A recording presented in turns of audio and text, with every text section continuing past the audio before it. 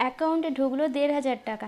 ইতিমধ্যেই বিধবা ভাতা, বার্ধক্য ভাতা ও প্রতিদ্বন্দ্বী ভাতার প্রথম কিস্তির টাকা দেওয়া শুরু হয়ে গিয়ে ১ আগস্ট থেকে উপভোক্তাদের ব্যাংক অ্যাকাউন্টে ১,৫০০ টাকা আসা কিন্তু শুরু হয়ে গিয়েছে।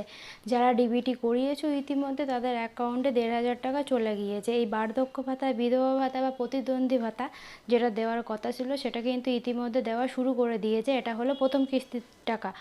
আর তোমরা যারা মনে করছো যে নতুন করে আবেদন করবে, যাদের বাড়িতে আর কি এরকম রয়েছেন মানুষ যে বার্ধক্য ভাতা, বিধবা ভাতা বা প্রতিদ্বন্দ্বী ভাতা পাবে এমন মানুষ রয়েছেন, তাদের জন্য তোমরা যদি নতুন করে আবেদন করতে চাইছো, তো আবেদন করতে গেলে কি কি লাগবে চলো একবার জেনে নিই। আধার কার্ড, বয়সের প্রমাণপত্র, প্যান কার্ড, ছবি, ব্যাংক অ্যাকাউন্ট সংক্রান্ত তথ্য যেগুলো তোমাদের আছে সেগুলো সব যাবতীয় দরকার পড়বে।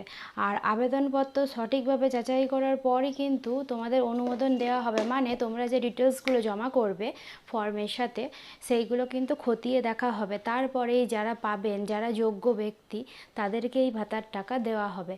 তো বর্তমানে এখনও পর্যন্ত নতুনদের জন্য পোর্টাল আরম্ভ হয়নি, কিন্তু খুব তাড়াতাড়ি নতুন পোর্টালে নতুন করে আবেদন নেওয়া শুরু পর্যন্ত পুরনোদেরকেই টাকা দেওয়া হচ্ছে, নতুনদের জন্য আবার নতুন করে অ্যাপ্লিকেশন করা হবে, তারপরে তাদেরকে টাকা প্রদান করা হবে। তো এই রকমই আপডেটসের জন্য চ্যানেলটাকে সাবস্ক্রাইব করে রাখো।